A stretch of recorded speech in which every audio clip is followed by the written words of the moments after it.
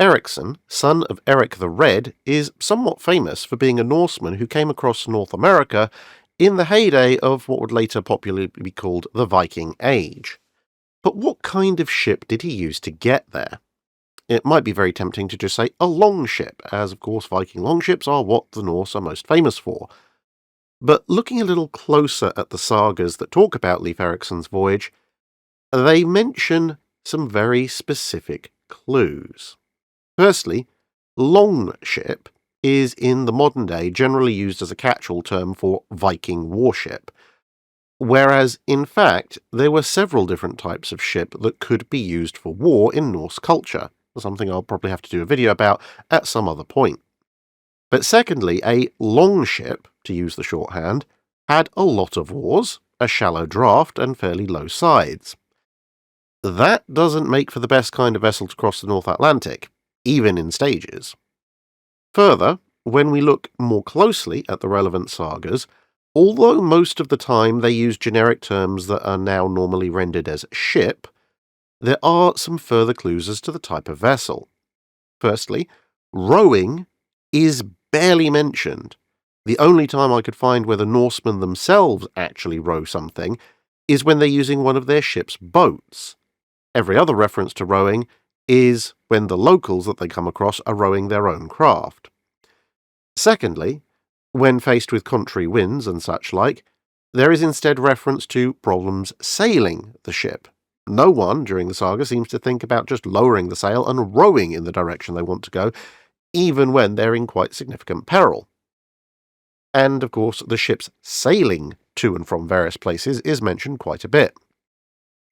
Thirdly, several times they come across areas they want to explore on the coast of what they term Vinland, and they send out small parties on the ship's boat, instead of just landing the ship itself.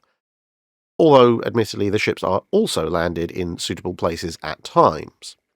Now, given the very shallow draft of a longship, you would expect such a vessel to be able to just go ahead and land on almost any beach worth looking at, because, well, that was one of their major strengths.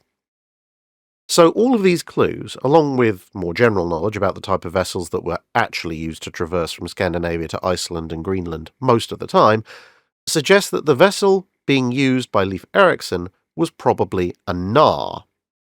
This is also something of a catch-all term, but broadly it describes Norse merchant and trade ships as opposed to warships, at least the ocean-going ones. These were generally somewhat shorter than the average warship, but they had higher sides, deeper drafts, sometimes a wider beam, and significantly fewer oars, just enough to get the ship in and out of harbour where the wind may not be in existence, as well as being the more general type of ship that is known to be used in the North Atlantic by the Norse.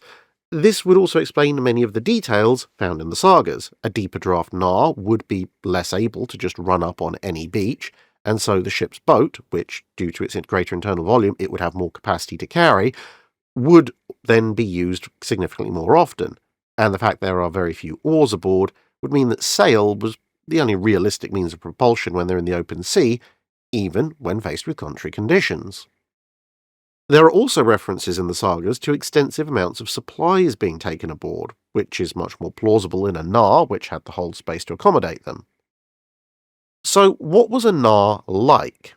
Well, since Knarr is a broad term, their size and capacity would have varied quite wildly, and very few wrecks of Knarrs have actually been found to give us some physical evidence.